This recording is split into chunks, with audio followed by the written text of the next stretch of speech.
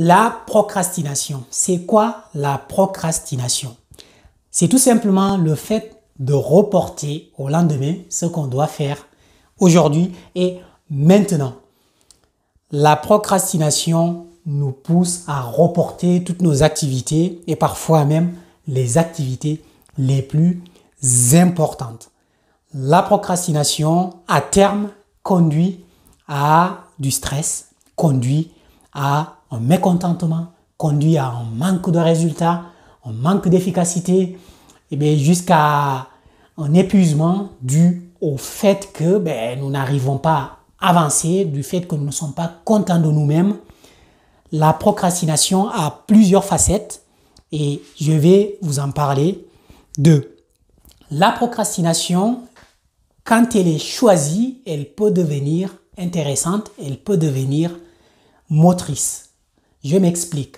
Quand la procrastination est choisie, ça veut dire nous avons décidé de manière consciente de reporter une activité. Donc si nous décidons de manière consciente, ça veut bien dire que nous avions fait cela en suivant un certain nombre de critères. Donc nous avons priorisé.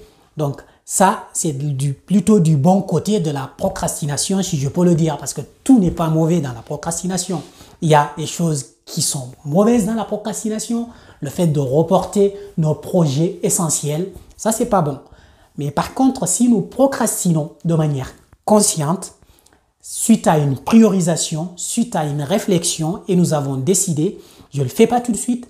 Par contre, dans ce cas, il faut définir quand est-ce que tu vas le faire. Donc, tu définis une date, un horaire.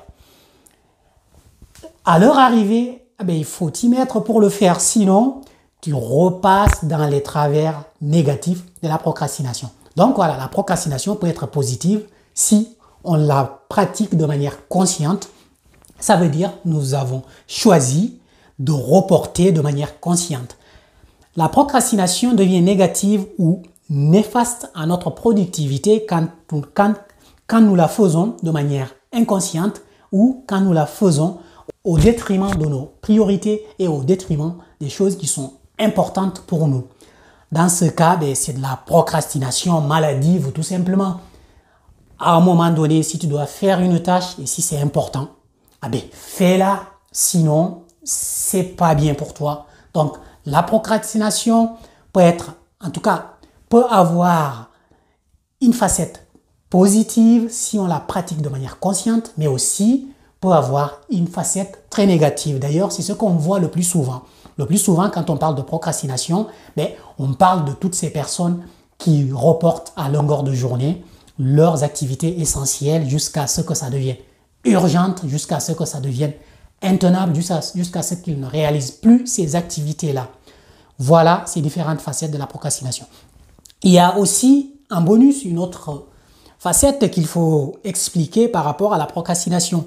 Mais quand on reporte souvent une activité ou une tâche à réaliser et au bout de 5 reports, au bout de 10 reports, au bout de 20 reports, au bout de 30 reports, il n'y a toujours aucune conséquence pour soi, pour son environnement, pour son activité, pour son business, c'est le moment de réfléchir. Est-ce qu'il faut vraiment conserver cette tâche ou cette activité dans ta liste de choses à faire? Voilà. Parce que si tu l'as reporté 20 fois et qu'il n'y a aucune conséquence, ni positive ni négative, souvent c'est négatif d'ailleurs, dans ce cas, ça veut dire revois ta liste d'activités, ta liste de tâches, mais enlève cette activité que tu reportes tout le temps. 1, tu ne feras plus de la procrastination parce que tu t'es débarrassé d'une activité que tu ne fais pas. Et 2, tu l'as fait de manière consciente. C'est agréable, non?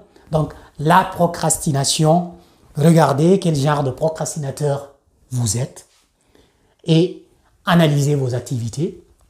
Procrastinez plutôt de manière consciente, si je veux dire. Procrastinez plutôt de manière consciente et laissez de côté la procrastination abusive et qui vous pousse à reporter tout au lendemain, même les choses essentielles. Clique sur le lien en dessous de la vidéo pour découvrir le concept que j'utilise pour m'améliorer au quotidien, pour me former, pour développer mes compétences, mais aussi pour gagner des revenus supplémentaires. Clique sur le lien dans la description, tu découvres ce concept. Je te dis à très bientôt. Ciao, ciao.